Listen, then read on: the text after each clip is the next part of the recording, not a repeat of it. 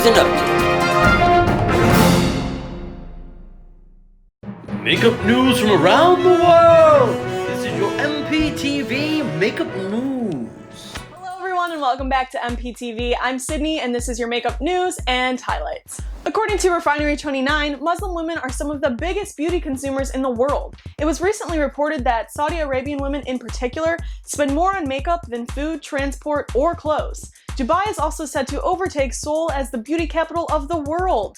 Beauty brands are starting to see the potential in this market, and as the Hala beauty market is estimated to be worth $53 billion by 2023, in the past, problems have occurred in this faith group around the subject of women in makeup, because as it has been said, women should only wear makeup for their husbands. But millennial Muslim women are speaking up against these terms and redefining their beauty expectations. Like 25-year-old Farza, she said, "I find that my beauty routine has provided me with more of a getaway than other creative avenues. Putting an outfit together can sometimes be an issue for me as fast fashion doesn't really cater to Muslim women.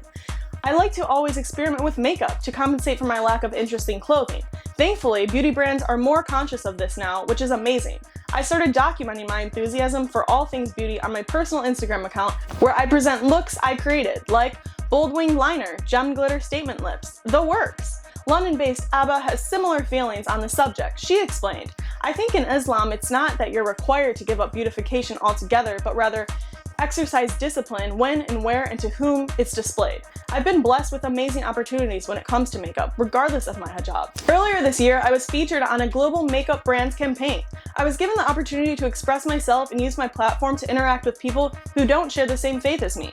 I don't think we should separate modesty and makeup. A woman can be and enjoy both. Period. I'm doing it right now. Joker hit theaters on October 4th and is the first film structured solely around the iconic villain. The Joker has transformed and shifted in so many ways, from comic books to cartoons to movies. We've seen multiple versions of him.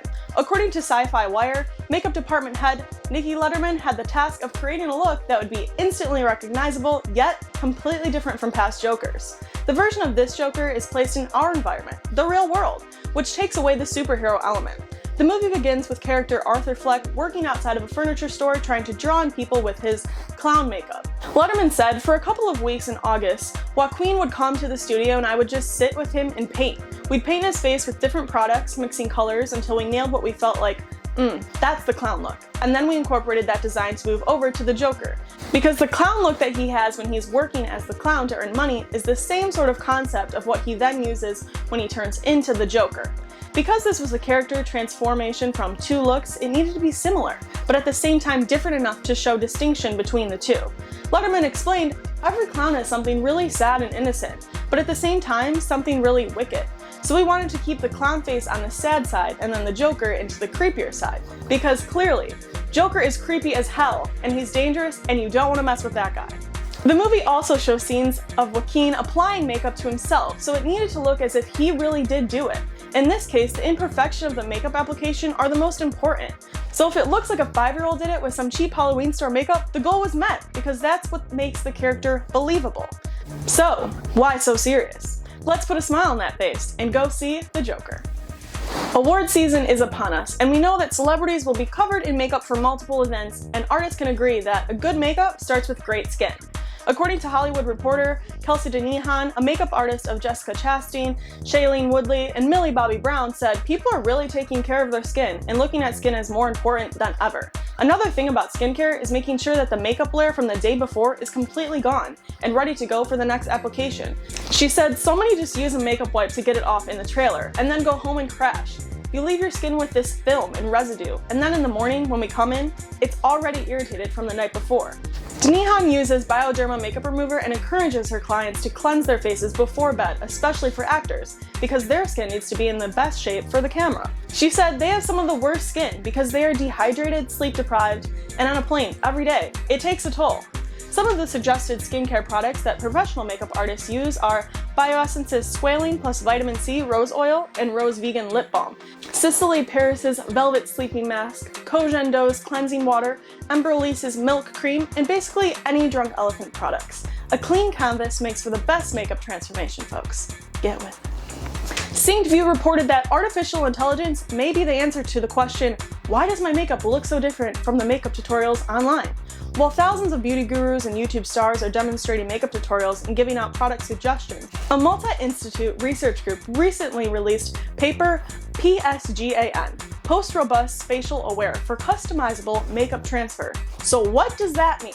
It's a method for transferring makeup styles from a reference picture to a user's source image. This system also has the ability to transfer the makeup styles from a reference image, which contain different poses and facial expressions from the source image. It can also process partial makeup styles from a multiple reference image. Researchers put it to the test by taking 1,115 source images and 2,719 reference images and putting it through a makeup transfer database.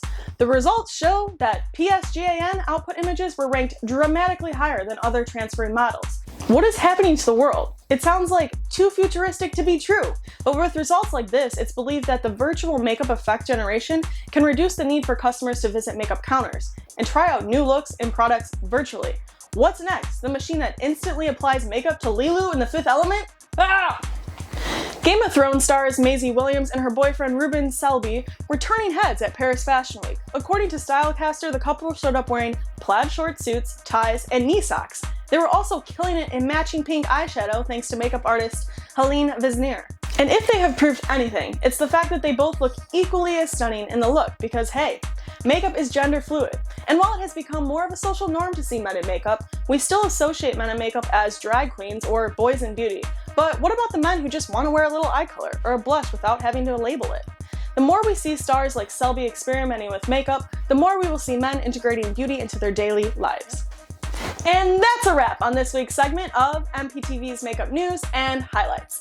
I'm Sydney, and until next time, respect the craft.